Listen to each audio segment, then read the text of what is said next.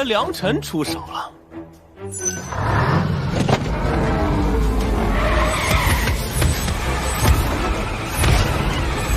一只深水老王八竟敢鄙视我！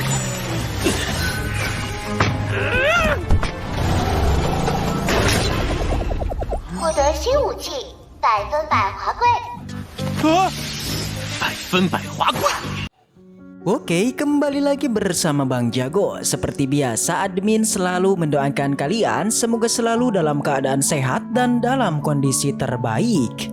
Di video kali ini admin akan melanjutkan Donghua Pangqiu Quan. Tak berlama-lama, langsung saja kita masuk ke isi ceritanya.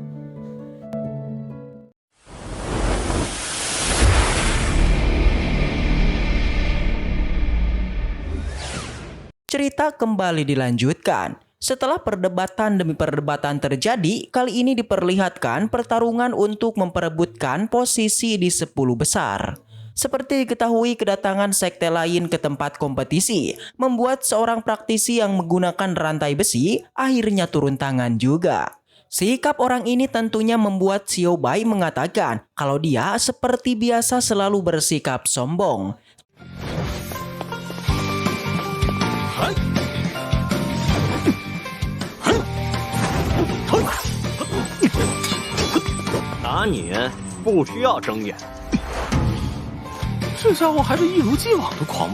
Selain pertarungan itu, di sisi lain juga diperlihatkan Yunbing yang akan bersiap melawan para Bobby atau botak biadab.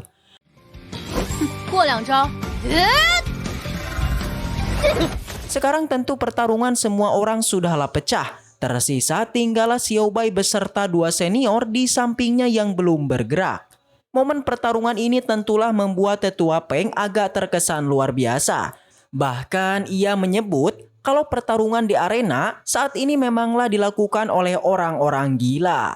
Tapi meski begitu, tetua di sampingnya tentulah mendukungnya dan malah membiarkannya. Karena jikalau nanti tersisa 10 orang, maka itulah yang akan menjadi pemenangnya. Tapi lain halnya dengan dua tetua di sampingnya ya, yang kini malah terus berdebat karena mereka tak setuju dengan perbandingan kekuatan di arena. Ya, mereka tentu memperdebatkan kultivasi Yu Sanbing yang katanya dia selalu menekan kultivasinya agar tidak melakukan terobosan. Kok gitu ya? Oh, ternyata Yu Sanbing itu tidaklah berfokus pada ranahnya guys, tapi berfokus pada latihan teknik rahasia.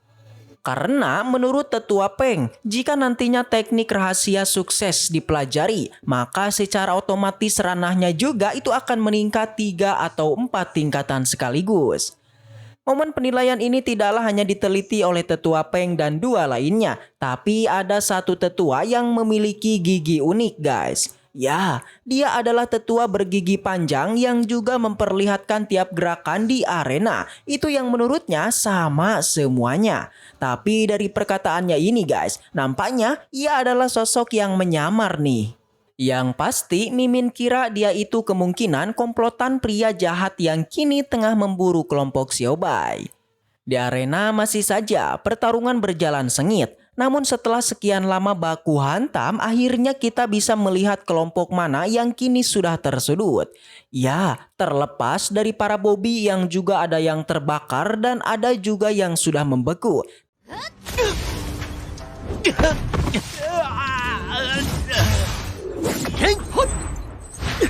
Tapi guys, menurut dua hewan Xiao Bai, dari 4 pertandingan yang terjadi, itu hanya satu orang yang kalah, yakni itu adalah pria ini. Namun ocehan itu tak lantas diterima olehnya, yang kini ia pun balik mengatainya yang menyebutkan kalau dia sendiri tak terbiasa berbicara dengan seekor hewan. Beruntung kemarahan kedua hewan ini akhirnya diredam oleh senior Xiao Bai. Tapi lagi-lagi sang senior malah mengatakan kalau dirinya tertarik dengan kedua hewan ini yang menurutnya akan dibuat barbeque.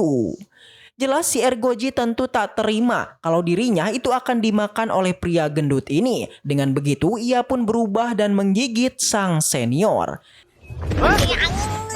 Bahkan tak hanya itu, sang senior yang awalnya sangat tertarik kali ini berubah menjadi ketakutan. Dikala kedua hewan ini malah membalikan ingin memakan sang senior. Waduh. 现在就包了你！智慧与人无异啊！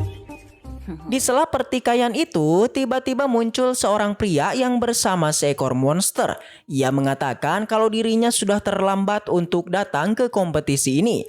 Kalau menurut para murid, dia ini adalah Jin Lichuan beserta tunggangannya Penyu Naga yang berasal dari Zhongju. Tentu kedatangannya membuat senior Peng lantas mengatakan kalau saat ini dirinya belumlah terlambat karena masih ada sisa 2 slot lagi untuk bisa masuk ke alam rahasia. Dan sekarang, para murid yang bersaing tinggallah 5 orang. Jadi tetua Peng akan mengambil 2 orang dari pertarungan ini. Mendengar itu, Lichuan pun mengerti dan kemudian ia melirik Xiao Bai yang di depannya ada 2 ekor hewan yang terlihat lemah. Tapi tentu kedua hewan ini tak terima dengan omongannya itu. Dengan begitu, tetua Peng kemudian menyarankan agar Lichuan ini mencoba bertarung dengan Xiao Bai. 有鸡有狗。二狗子大人是无上的存在，你还没出生呢。金立川，你若挑战叶良辰，叶兄可敢应战？ Setelah ditantang Lichuan, tentu Xiao Bai tak berbasa-basi lagi. Ia pun langsung bergerak dan menerima tantangan itu. Dengan pedenya, Lichuan langsung mengeluarkan 2 hewan terkuatnya, yaitu seekor elang dan harimau. 九天玄鹰也非同寻常。 Karena pertarungan ini adalah adu tunggangan, dengan itu Xiao Bai pun mengeluarkan tunggangannya yang sempat viral dulu guys. Ya, itu adalah mobil eskapator. Tetua Peng yang melihatnya tentu ia tahu kalau tunggangan Xiao Bai ini sangatlah berbahaya. Dengan itu ia pun mengatakan Xiao Bai boleh melakukan pertarungan, tapi dia tidak boleh menghancurkan arena pertarungan. Wadidaw. Lichuan yang melihat ini juga sangat kagum dengan tunggangan Xiao Bai. Dan dengan ini pertarungan pun akhirnya dilakukan. Tapi apa yang terjadi nih? Ya, sang harimau seketika kesakitan dikala dia mencoba mencakar mobil Xiao Bai. 我叫他气拉力。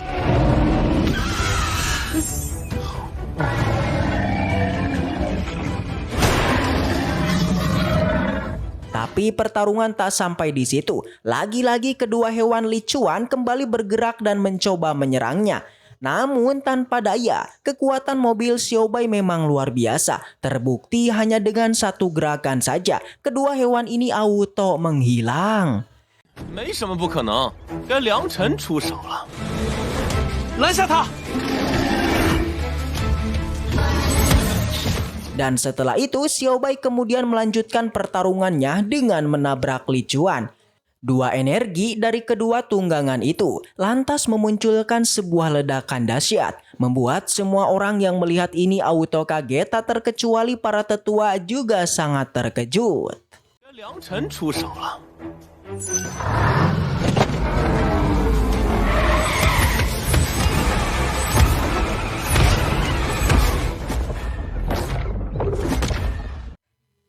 Benturan kedua energi memunculkan sebuah getaran yang juga cukup menakutkan. Kedua tunggangan ini terlihat sangat kokoh dan sangatlah kuat. Saking menakutkannya pertempuran ini, sampai-sampai membuat tetua Peng kemudian memerintahkan tetua lain untuk melaporkan yang kini sedang terjadi pada senior mereka. Baik si penyu naga maupun mobil Xiao Bai itu masih saja sama-sama kuat guys. Keduanya masih saja bersemangat hingga Xiao Bai kemudian menambah daya dobraknya dengan memasukkan beberapa bahan bakar pada mobilnya. Namun meski begitu kekuatan penyu naga masih saja besar. Terbukti meski Xiao Bai menambah bahan bakarnya, tapi si penyu masih bisa menahannya. Membuat akhirnya ia pun menyuruh pada Lichuan untuk turun dulu karena ia akan mengeluarkan kekuatan terkuatnya.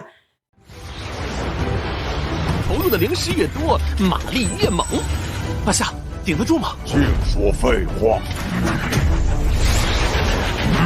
你下去，老龟陪他走上一圈。 Tentu melihat itu Xiao Bai tak mau kalah dan kembali ia pun menambah lagi beberapa bahan bakar untuk meningkatkan kekuatan mobilnya. Membuat benturan keduanya pun mulai meningkat hingga menjadi sangat mengerikan. Alhasil penyu naga mulai terlihat kewalahan guys. Ia sendiri lantas mulai bertanya-tanya dari ras apa sebenarnya mobil Xiaobai ini. Waduh.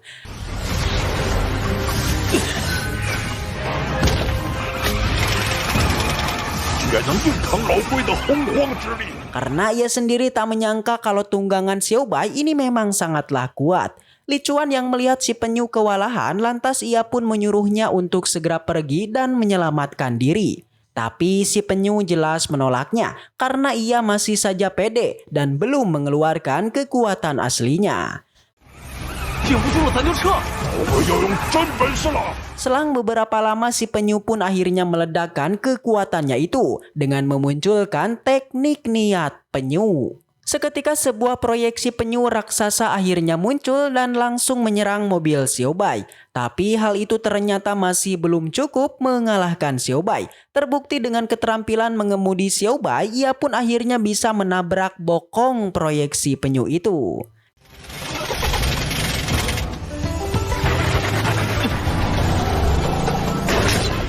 Dan akhirnya ia pun menghilang dan seteguk darah pun keluar dari si penyu beserta Li Chuan.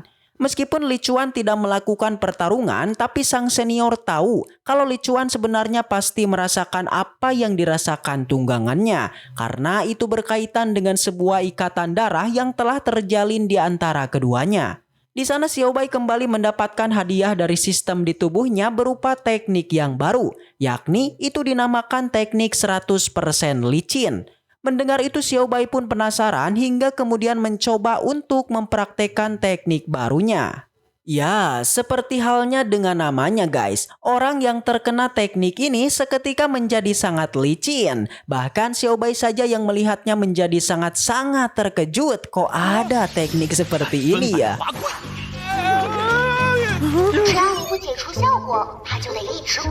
Tapi apapun dan bagaimanapun itu, tentunya pertarungan kali ini tentu saja dimenangkan Xiaobai. Karena Li Chuan sendiri mengatakan kalau dia menyerah dan tak akan melanjutkan pertarungannya.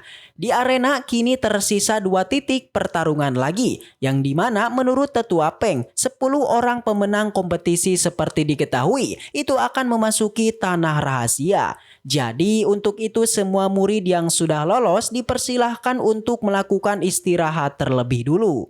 Tapi lain halnya dengan murid terbaik alias Xiaobai yang kini berhak memperoleh sebuah hadiah dari para tetua.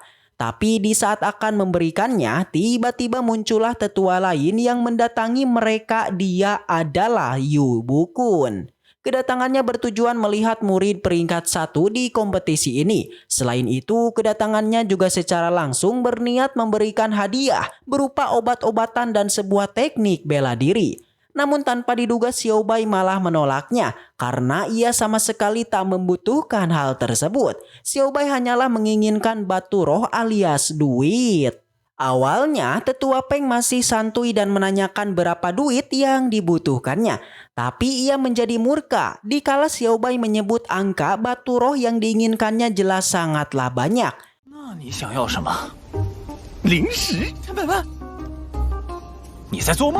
Tapi berbeda dengan Yu Bukun, setelah mendengar itu, ia malah berniat memberikan Xiaobai sebuah gunung. Waduh. Yang katanya tempat tersebut merupakan sebuah tempat di mana aliran keluar masuk batu roh di sekte ini. Tapi untuk bisa mendudukinya diharuskan memiliki jabatan seorang panatua. Dengan begitu menurut Tetua Peng, Xiaobai sudah jelas tak bisa untuk mendudukinya. Tapi sesuatu yang mengejutkan terjadi guys, di mana Yu Bukun tiba-tiba mengangkat Xiaobai menjadi panatua dan langsung bisa mengambil alih serta menduduki gunung tersebut. Langsung saja Xiaobai yang mendengarnya seketika menyetujuinya. Dan dengan ini, mulai saat ini Xiaobai tak lagi berposisi sebagai murid, tapi kali ini menduduki seorang panatua. Namun perubahan yang terjadi barusan tentulah membuat Tetua Peng merasa aneh hingga berpikir kalau ada udang di balik batu atas tindakan Yu Bukun. Dirinya mengira kalau tindakan Yu Bukun pastilah mempunyai niat buruk yang salah satunya ingin menyingkirkan Xiaobai. Tapi alih-alih ketakutan, Xiaobai malah merasa senang karena ia akhirnya bisa merasakan kekuatan dari seorang sesepuh alias Yu Bukun. Dan dengan ini, waduh, bersambung. Baiklah, mungkin segitu aja untuk pembahasan kali ini. Dan semoga kita selalu diberikan kesehatan untuk bisa mengawal Donghua ini. Dan sampai jumpa di video selanjutnya. See you again next time, and seperti biasa, salam para jagoan.